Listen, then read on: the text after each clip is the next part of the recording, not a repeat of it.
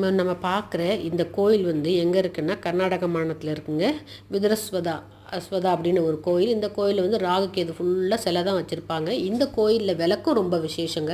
நம்ம இதை வாங்கிட்டு போய் நம்ம ஏற்றினோம்னா ராகுகேது பரிகாரத்துக்கு உகந்தது அப்படிங்கிறாங்க. இந்த விளக்குமே இந்த மண் விளக்கு தான். இந்த மண் விளக்குமே எப்படி இருக்கும்னா பாம்பு மாதிரி தான் அந்த விளக்கை வந்து வடிவமைச்சிருக்கிறாங்க. இந்த விளக்கில் வந்து 365 திரி போட்டு இருக்குது. இன்னொரு இதோட சின்ன விளக்குன்னா அதில் பாதி திரி போட்டு வச்சுருக்கிறாங்க.